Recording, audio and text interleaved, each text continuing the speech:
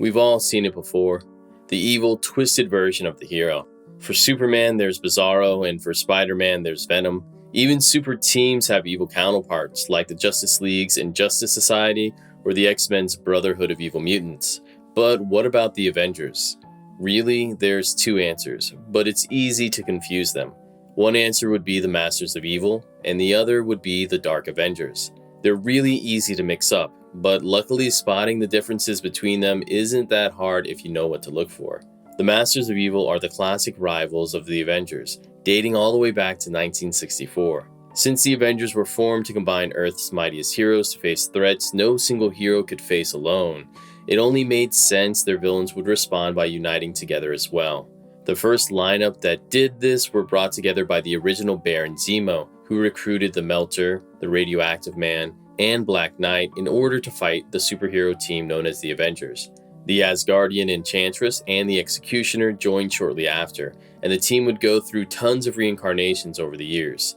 Here you can easily see Captain America's nemesis in the form of Zemo, Iron Man's in the Melter, Radioactive Man, Enchantress, and Executioner for Thor, and Black Knight was, well, I guess he was just actually a secret mole. He was a hero who planned to destroy the Masters of Evil from within.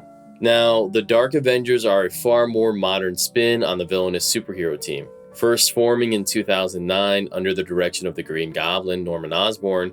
At this time, Norman Osborn had actually been working for the government as a kind of reformed bad guy.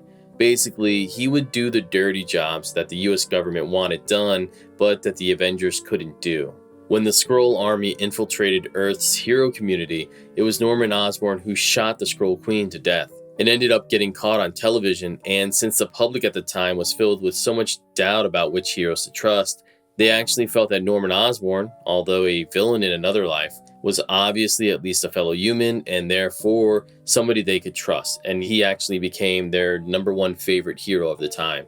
Following the death of the Skrull Queen, the US president awarded Osborn leadership of S.H.I.E.L.D. and disbanded Iron Man's team. Osborn took one of Stark's suits, painted it red, white, and blue, and called himself the Iron Patriot.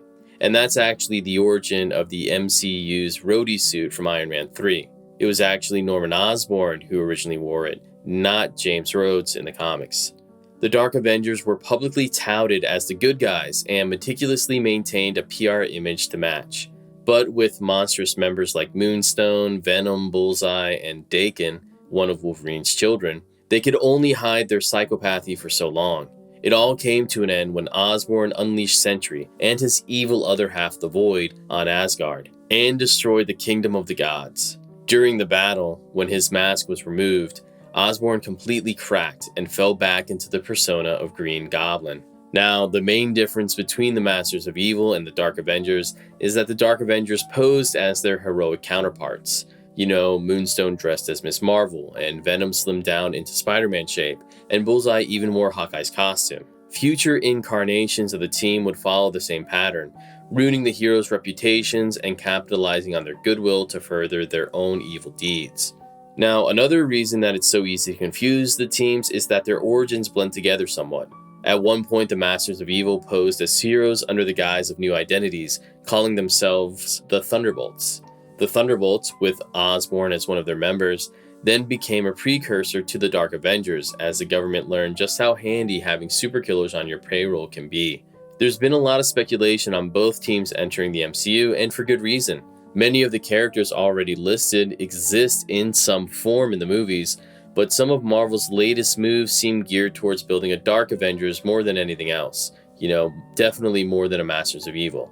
Valentina Allegra de Fontaine seems like a villainous Nick Fury as she assembles Yelena Belova's Black Widow and John Walker's US Agent, and it's not too far-fetched to say she could be after the White Vision, and perhaps even Sylvie. I guess we'll have to stay tuned to see what the MCU is going to do with this new supervillain team.